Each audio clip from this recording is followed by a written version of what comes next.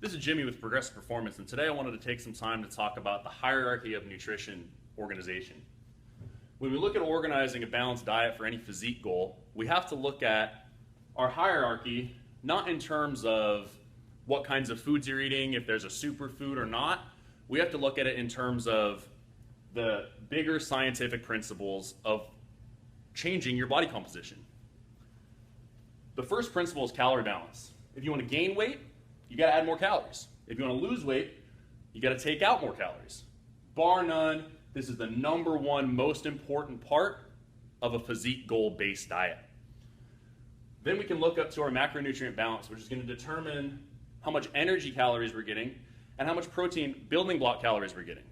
When we look at our macronutrient balance, we have to look at carbohydrates as a big source of energy, and we have to look at that as an easily manipulatable macronutrient. Whereas there's a certain amount of fat that you need in your diet to maintain a healthy diet, and then there's a certain amount of protein that you need to build that muscle fiber.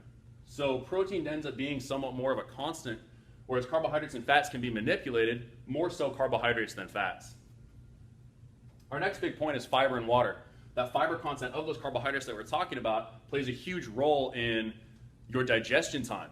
And if you're only eating sugar-based carbohydrates and not higher fiber carbohydrates like oats and brown rice and those carbohydrates that contain more fiber, you're going to digest them very fast, your blood sugar is going to be spiked, and that's not something you want, especially when you're trying to lose body fat. Our next most important principle is nutrient timing. Now you'll see a lot of diets that place a lot of emphasis on nutrient timing, and it's actually toward the top of this list as being less important as part of your nutrient organization. When we look at nutrient timing, we're really only looking at the bolus doses of protein that you need to be taking in to optimize your protein synthesis. So when we look at this, we want about a 3 to 5 hour window between each meal for protein synthesis, and we can also look at this as a way to balance our carbohydrates around our workout times. That's another meal timing principle, though it's not as important as calorie balance.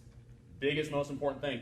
And then when you see diets prescribed from some fit pros, they put a huge emphasis on supplementation. That is the least important thing in your total organization of your nutrient balance. Supplements are the last thing you need to be concerned with.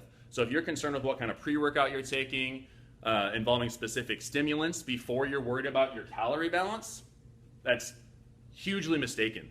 First, take a bigger picture look at your diet and see how many calories you're actually getting. This goes for people that want to gain weight and people that want to lose weight. A supplement is not going to replace the general scientific principles of dieting. That's it in a nutshell. We'll dive into each one of these pieces a little more along the way. See you next time.